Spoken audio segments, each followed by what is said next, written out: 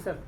ગઈ 29/10/25ના રોજ દાહોદ એપીએમસી માર્કેટની એક ઓફિસમાં 5 લાખ રૂપિયાની ચોરી થયેલી હતી, જેની એફઆઈઆર એ ડિવિઝન પોલીસ સ્ટેશનમાં દાખલ થયેલ હતી. આ ફરિયાદ દાખલ થયા પછી ડિવિઝન ડીવાયએસપી શ્રી ભંડારી સાહેબ તથા દાહોદ એસપી શ્રી રવિરાજસિંહ જાડેજા સાહેબની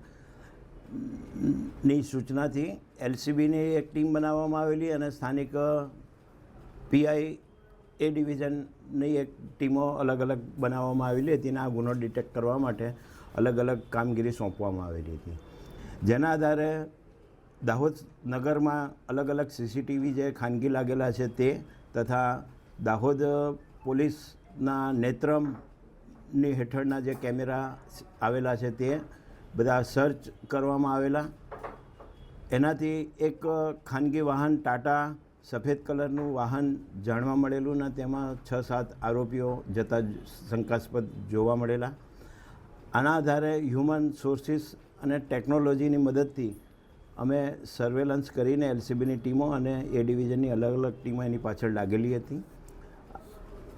જાણવા મળેલું કે આ લોકો ઇન્દોર તરફ ગયેલા હતા અને હ્યુમન સોર્સિસની મદદથી જાણવા મળેલ કે એ લોકો પરત ઇન્દોરથી દાહોદ અમદાવાદ તરફ આવી રહેલા છે.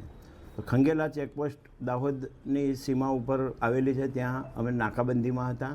આ દરમિયાન આ વાહન શંકાસ્પદ જે જણાતું હતું એ મળી આવેલ અને એ અમે પકડી લીધેલું વાહન. એમાં 7 જેટલા આરોપીઓ મળી આવેલા. સીસીટીવી અને આ આરોપીઓને મેચ કરતાં આ જ આરોપીઓએ આ ગુનો કર્યા હોવાનું ફલિત થતાં વધુ પૂછપરછ કરતાં આ જ લોકોએ આ ગુનો આચર્યા હોવાનું ફલિત થયેલું અને તેઓ પાસેથી ચોરીમાં ગયેલા તમામ મુદ્દામાલના 5 લાખ રૂપિયા તથા વાહન અને મોબાઈલ કબજે કરવામાં આવેલું છે.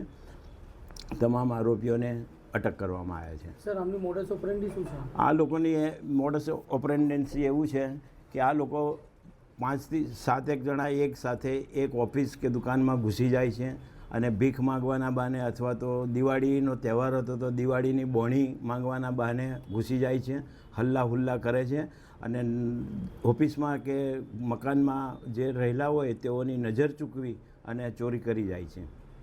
આ જ આરોપીઓએ અગાઉ પણ અંકલેશ્વરમાં ચોરી કરી આ જ એમોથી આવા ગુના આચર્યા હોવાનું જણાઈ આવેલું છે. તેમજ દાહોદમાં તથા ગુજરાતમાં બીજી કોઈક જગ્યાએ આ એમોથી કોઈ ગુના કર્યા છે કે કેમ એની તપાસની કાર્યવાહી હાલ ચાલુ છે.